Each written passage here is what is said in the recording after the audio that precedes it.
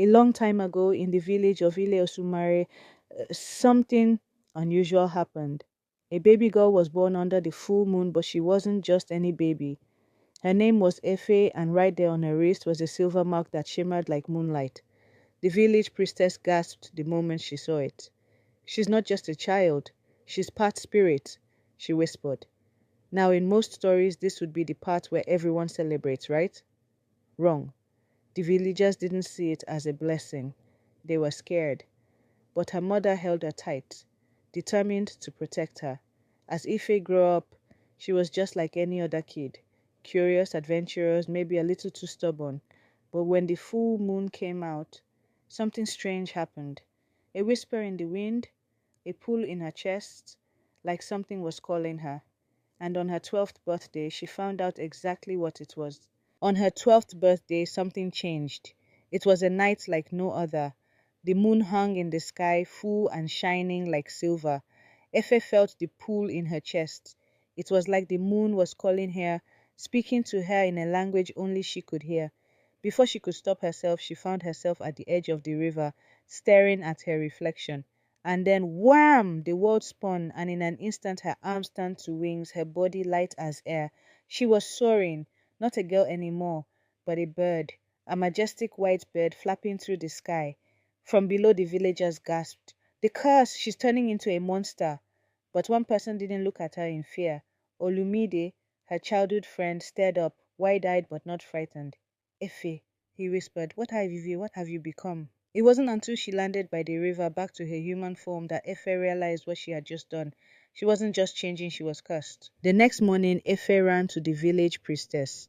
The old woman had always been a source of strange wisdom. When Efe revealed what had happened, the priestess nodded gravely. "Your bloodline carries the mark of the moon goddess," she explained. "Long ago, the moon goddess fell in love with a mortal. When he betrayed her, she cursed their descendants. Only one born under a full moon can break the curse. But you must find the lost feather of the Sky King to lift it." Ife was stunned. The Sky King's feather. No one had seen that feather in centuries. It was hidden deep in the Mountain of Echoes, a place where no one dared venture.